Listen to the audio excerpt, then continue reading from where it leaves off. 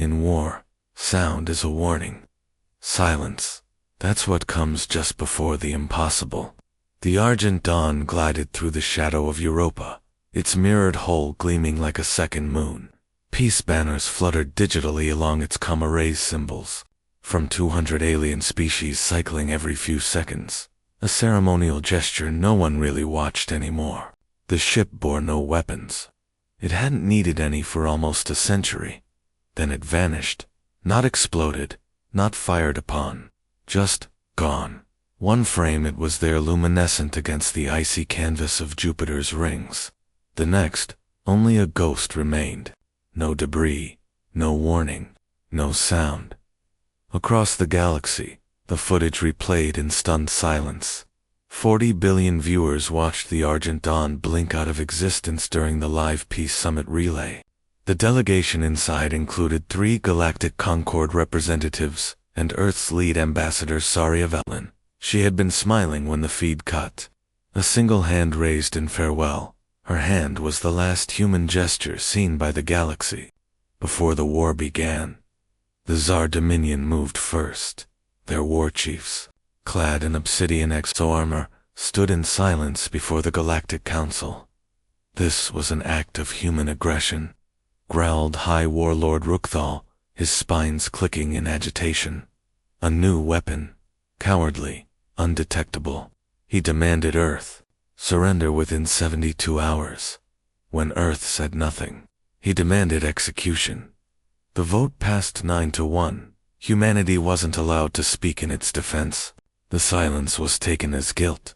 3 human envoys, still present on Concord worlds, were dragged into view. Their eyes held no fear, only a kind of resigned stillness, as if they'd already known how this would end. You've made a mistake. Then, they died, live, across the stars. Back on Earth, the oceans didn't stir, cities didn't scream, defense grids didn't hum to life, no fleets launched, no messages transmitted. Instead, Earth went dark. The silence was immediate, and total alien intelligence units reported confusion. Sensor probes placed in Sol orbit returned only static. Human space traffic slowed to a crawl, then ceased entirely. One Tsar strategist summarized it perfectly. They're not mobilizing. They're not reacting. They're not even scared. Then they are as foolish as we believed, replied Warlord Rukthal. Begin the siege of Mars. We will burn our way inward. And so the fleets moved. Hundreds of vessels, thousands of weapon systems. Their path lit by arrogance and the belief that humanity, silent as it was, had nothing left to say. But Earth hadn't fallen silent out of fear. It had fallen silent because it was listening. Somewhere, buried in the deep crust of the moon, a sensor pinged once. A magnetic field adjusted. A targeting array flickered to life. And on Neptune's farthest moon, in the shadow of ancient ice, a single command line blinked awake. The enemy expected fury. What they got was indifference. And that terrified them more. The Tsar Armada coasted into the Sol system like vultures, in formation talons retracted, but only for now. 50 dreadships formed a net around Mars. Orbit, thousands of smaller war frigates followed behind, pushing through the asteroid belt in tight, aggressive formations. Their hulls shimmered with active stealth coatings. Missile tubes ran hot. Plasma casters idled at 80% charge, and still Earth did nothing.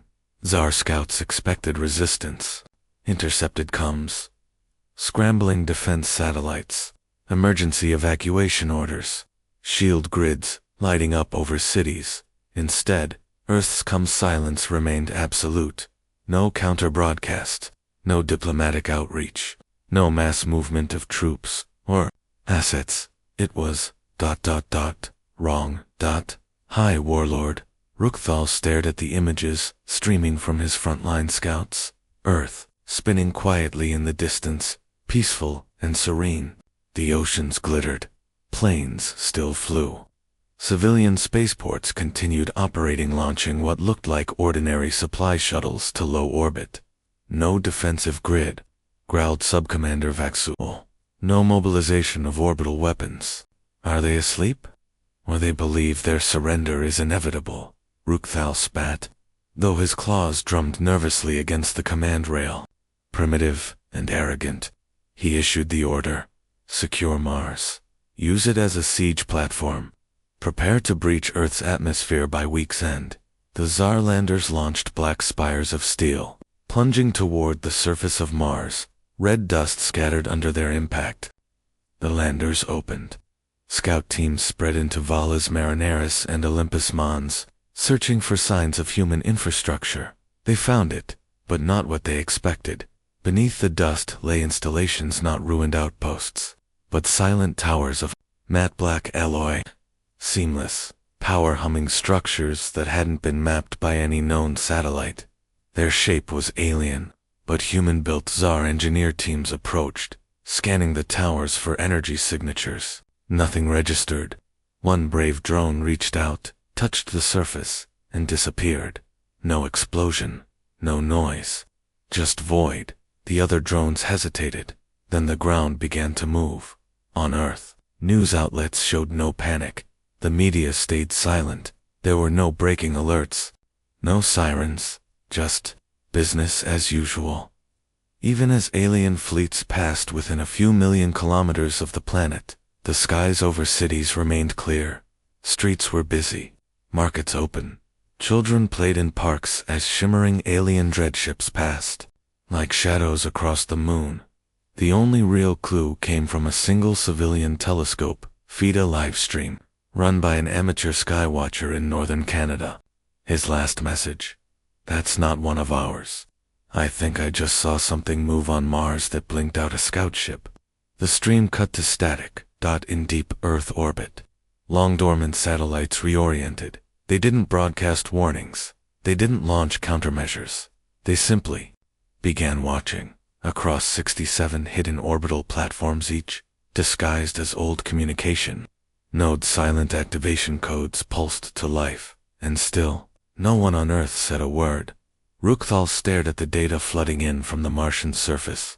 Vanishing recon units, sensor anomalies, and something else, interference in the fleet's AI targeting protocols. None of it made sense. "They're not fighting us," said Vaxul slowly. "They're waiting." Rukthal snarled. "Then we strike first.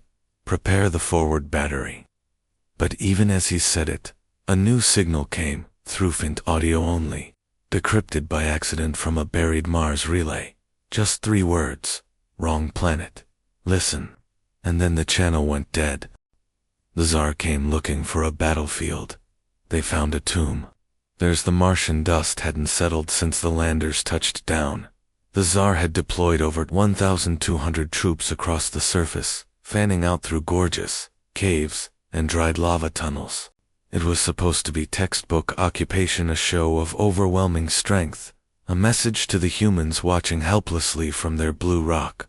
But now, the soldiers weren't reporting in, not even distress beacons, nothing.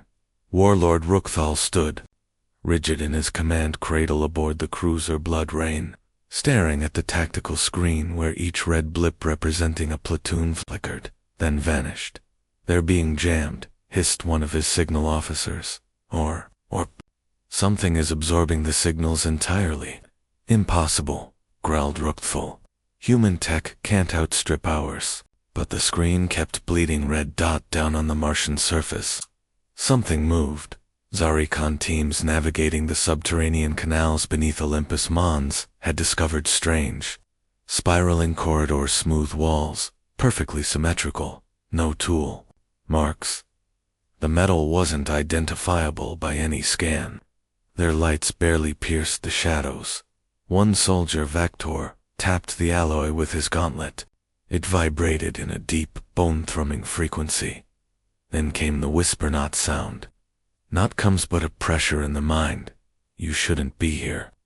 His helmet feed spiked and died. Then his vitals did too.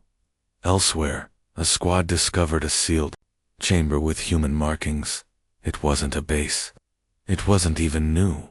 The walls were covered in names, carved, thousands of them. Each bore the same date. 2189, a date long classified as the year of Earth's final interstellar conflict, the one they never told the galaxy about. A drone floated forward to scan the markings. It disintegrated mid-air, not exploded, atomized, leaving behind a perfect shadow outline on the wall. The lights in the corridor flickered, and then the humans woke up. The black towers across the Martian plains opened. From deep within, figures emerged, tall, armored, faceless. Not drones, not machines, pilots, human voices, crackled to life over frequencies the Tsar weren't monitoring. Tactical, coordinated, calm. They weren't responding to the invasion, they were following preset protocols, as if they'd known, as if they'd been waiting. This is Commander Kira Voss. Mars Protocol 19A, now active. Target priority, total incursion nullification. No survivors. Above, in orbit, the Tsar command ship caught a fragment of the intercepted transmission. Did she say no survivors? Whispered Vakshul. Rukthal stared at the tactical display, where their entire ground force had just gone offline, all of it at once. Then a ping came from a probe near the Martian pole. This was never your war. You just stepped into someone else's. Back on Earth, life remained untouched. Silent skies, empty seas, yet deep in the Arctic, buried systems hummed to life.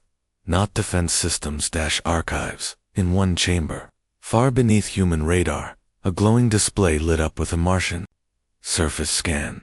Earth wasn't tracking the ZHAR, it was counting the body. The first warning wasn't the sound of fire, which was the absence of anything at all. The command vessel Vanguard of Purity sat in high orbit over Jupiter, a symbol of Tsar dominance. 3 kilometers long and bristling with weapons powerful enough to crack moons. Its hull reflected sunlight like a knife. Inside, the command deck was silent. They had lost Mars. No footage, no survivors, just static, and then, a whisper, a proximity alert from one of the deep-range sentry drones stationed far past Neptune. Unidentified mass acceleration event. Direction, inbound, velocity, 0.018 c. Warlord Rukthal frowned. Missile.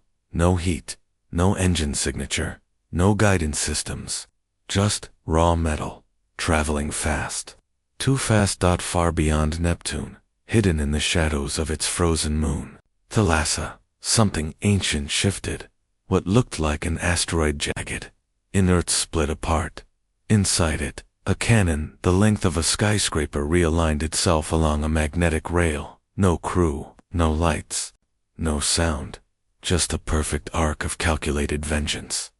The railgun fired once. There was no flash, no bang, no aftershock, just a blur. A 10-ton slug of depleted tungsten, fused with compressed antimatter casing. Accelerated to a fraction of light speed and vanished into the black. 16 minutes later, above Jupiter, the Vanguard of Purity shuddered. Its shields never activated. Its sensors didn't see it coming. No one did. The impact didn't explode it. Imploded.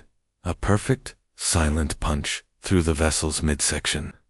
The railgun slug tore through 17 decks, the core reactor, and out the other side without slowing. 1 moment, the Vanguard existed.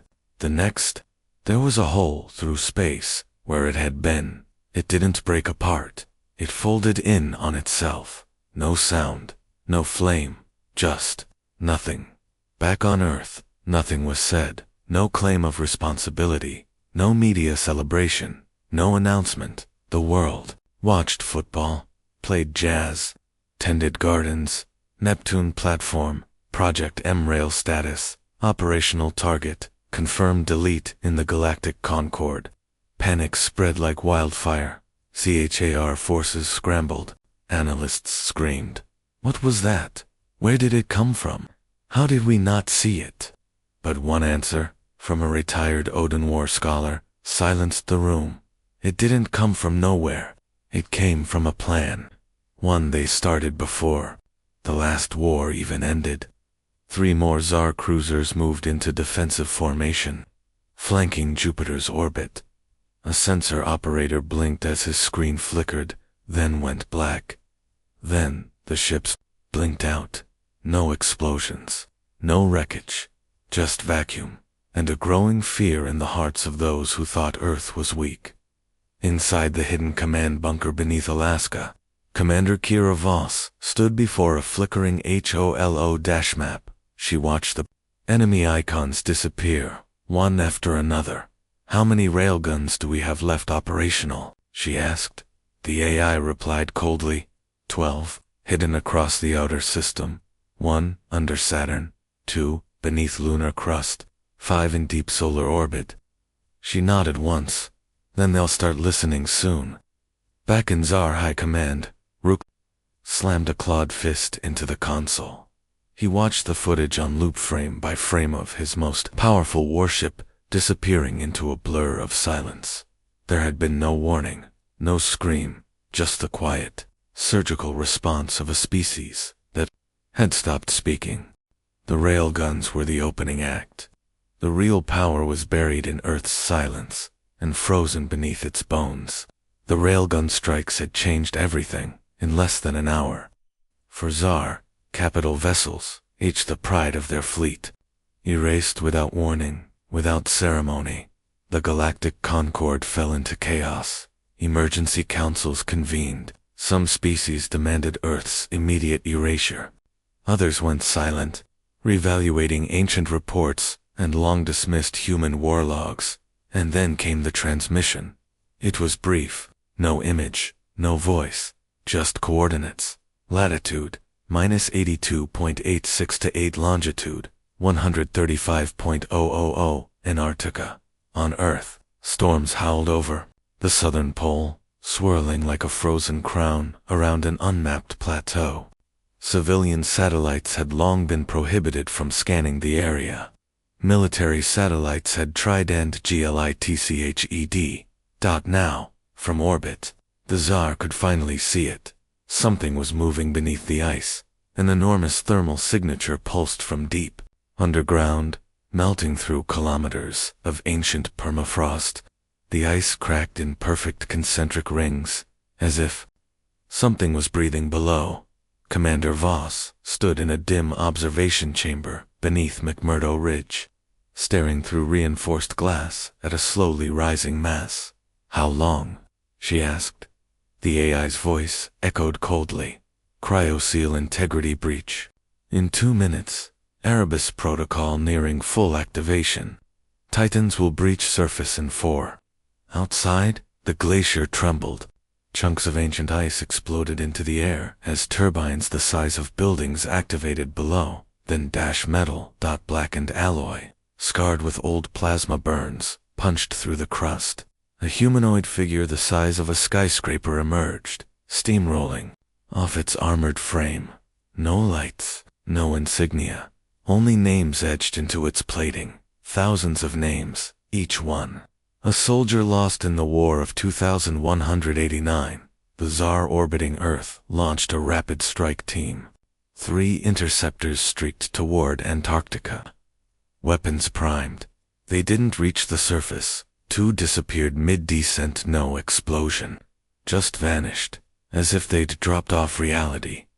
The 3rd made it through the cloud sand, got 1 image. The feed showed the Titan standing in the blizzard, motionless. Head bowed then, its eyes lit up, blue fire glowing from twin optical cores, and it moved. The feed cut to static. In orbit, panic surged. "They've been building this the whole time. We thought they were pacified, integrated, peaceful. Then we thought wrong," muttered a junior Tsar tactician. "Or maybe we misunderstood what peace meant to them." 6 more Titans emerged across the Antarctic continent, rising like ancient gods from the deep. Each carried different designations: tundra, abyss, thresher, Scylla. But they weren't weapons of conquest. They were guardians, last resort failsafes. And now, they were active. In an underground hall, lit by flickering cold light, Commander Voss placed her palm against a control interface. A steel walkway descended into the ice below. I was there when we buried them. I never thought we'd need them again. From behind her, a young tech swallowed. We told the galaxy we dismantled our war machine. We did, Voss replied. We just buried the bones deep, in case they forgot who we were. Meanwhile, across Earth's crust, other signals activated. Hidden caches beneath ocean trenches, mountain ranges, and deep urban cores pinged each other with cold, methodical precision. Earth wasn't defending itself, it was awakening. You don't have to teach monsters how to fight. You just have to wake them up. The Titans rose in Antarctica. The railguns still hummed across the system. The stars around Sol had grown quiet Tsar. Fleets now frozen in fear, caught between pride and retreat. But Earth hadn't finished. Deep beneath the ruins of old, military complexes and abandoned missile silos, flooded submarine bases, even forgotten space elevator foundations, another kind of system began to power on. Not a weapon, not a machine, a signal, short range, encrypted. One code, veteran protocol, on in a dim apartment above a silent fishing port in Newfoundland. A man opened his eyes. He'd been still for hours, maybe days. His breathing was shallow, heart rate slow, muscles coiled. Then the pulse came through his spinal implants, a soft vibration, a whisper from the past. He stood, walked to the sealed trunk at the foot of his bed, opened it. Inside, matte black, armor folded with perfect symmetry. A patch sewn onto the interior collar. Project Ashen VIL classified Post 2189. Black operations, sleep light, stand silent. Strike once. Across the planet, others awoke. A woman in Mumbai, walking with a cane until she didn't need it anymore. A grandfather in Kenya, who hadn't spoken since the last warn, now speaking quietly into a hidden cum buried in his wall. A woman in rural Alaska, who'd lived under a false name for 41 years. Her garage now unfolding into a hidden weapons locker. They were thought retired, dead, forgotten. They were none of those things. They were waiting in the command vault beneath the Rockies. Commander Kira Voss paced before a flickering HOLO map. Red dots lit up across Earth. Then the moon. Then Mars. Each dot was a name, and not just any name. Her soldiers. Her ghosts. I told them never to call you back, she muttered, but here we are. The AI responded. Protocol was clear. If galactic aggression exceeded pre-war metrics by 78%, activation was mandatory. She stared at the screen, her jaw tight. And how many answered? All of them. A live comm link opened. The screen filled with old, weathered faces, some missing limbs, others wearing neural scars or augmented eyes. None looked surprised. None asked questions. One, the man from Newfoundland, grunted. What's the loadout? Voss smiled. Same as last time. A low ripple of grim laughter filled the channel. The Tsar finally detected Earth's veterans mobilizing. But they didn't understand what they were seeing. These weren't standard troops. These weren't clones, or conscripts, or AI-directed infantry. These were monsters humanity created to fight monsters and kept buried because even peace couldn't erase what they'd done. One Tsar tactician analyzed the human data logs. They didn't deactivate their elite units after their last war. Why not? His superior demanded. Because, the tactician said slowly, they knew peace wouldn't last. In orbit, hidden transports left Earth in near-silent launches. No lights, no COMMs. Just small, black ships, heading toward the outer system. Inside, a dozen men and women, seated in full armor, perfectly still, their visors dark, waiting for orders, waiting for blood. One of them whispered to another, I thought we were done. We were, came the reply. But they weren't.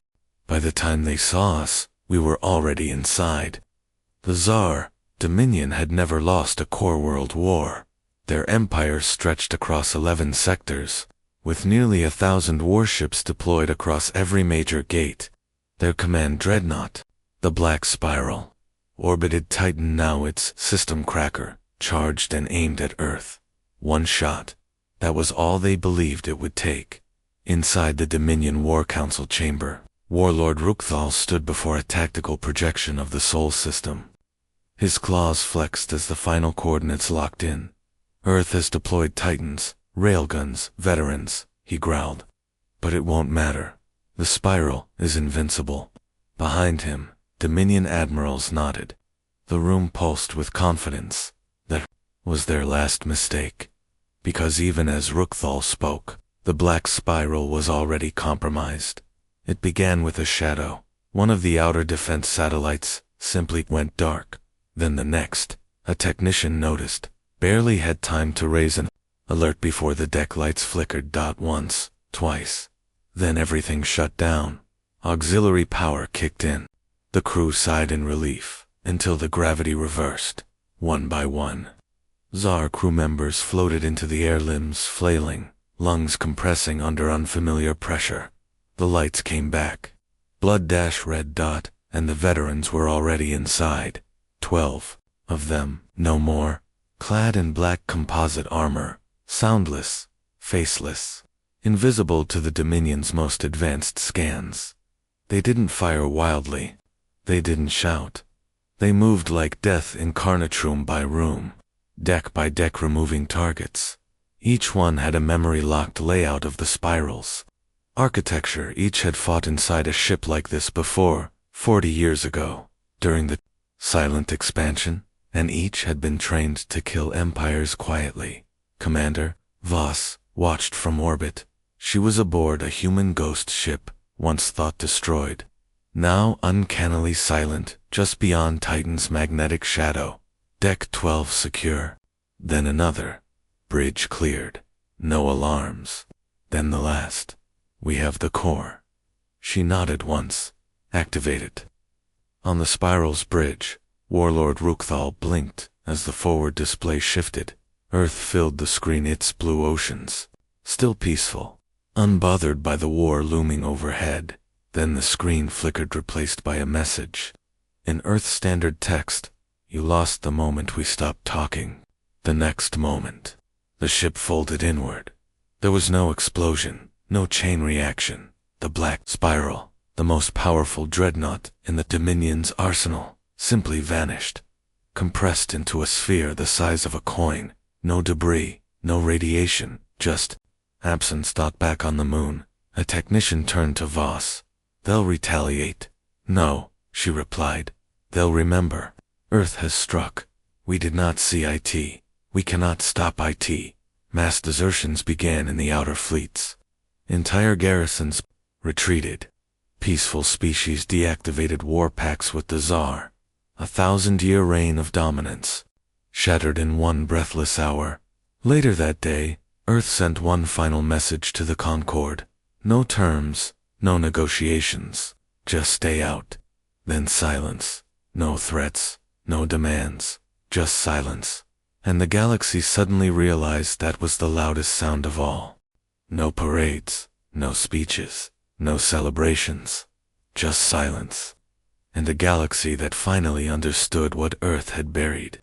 The last Dominion vessel crossed the Helios boundary and didn't return. Their stars dimmed behind them. No shots fired. No final stand. Just retreat. In the void they left behind, nothing moved. No patrols. No broadcasts. Earth is not yours. Earth is not open. Do not return. Across the galaxy, species gathered in hushed assembly. The galactic concord, which once laughed at Earth's isolation, mocked its dread. For centuries, Earth had been a mystery, too quiet, too restrained, too peaceful. They thought humanity had grown soft. But now they understood. Earth wasn't soft. It was scarred. And the silence wasn't peace. It was grief on Earth. No global broadcast celebrated victory. No. Leaders stood at a podium. The railguns powered down. The Titans returned to their frozen tombs. The veterans who'd struck from the shadows vanished again. No medals. No thanks, no names spoken aloud. Only, Commander Kira Voss stood on a high cliff above a wind-beaten ocean, watching the horizon with tired eyes. Behind her, a young ensign approached. They're all gone, the ensign said softly. Every last Tsar fleet. They won't be back. Voss didn't reply. She just kept watching the sea. What do we do now? The ensign asked. Voss turned her head, her voice cold and clear. We wait. For what? For the galaxy to forget again. On a distant station, orbiting a neutral world, an alien diplomat stared at a new map of galactic space. A thick red zone now marked the Sol system, not a border, not a territory, just a single phrase, written in a dozen languages. Do not enter, do not provoke, do not forget. In the years that followed, the stars spoke less of humans. Stories became whispers. Rumors became warnings. They didn't speak of the railguns that fired silently from lunar craters. They didn't speak of the titans beneath the ice, or the black-armored veterans who moved like ghosts. Instead, they passed down a single story. The night the Dominion died, and Earth never said a word. In the ruins of the Dominion capital world, a group of scavengers stumbled upon an ancient archive, one that had catalogued every race's military history. There, buried in the records, was a file long suppressed by the Dominion. Humanity. Precursor conflict index level Omega. It listed every war Earth had ever fought, every empire it had risen and torn down, every time it had burned and rebuilt stronger. They do not conquer, they endure, and when provoked, they erase. Back on Earth, children still played in the fields, fishermen still cast their lines into the sea. The world turned as it always had, but beneath the surface, the systems remained alive. Hidden railguns, frozen titans, veterans scattered across every continent, waiting, watching, listening. Because Earth knew the truth. Peace wasn't forever, but silence. Silence could last as long as the stars feared to speak.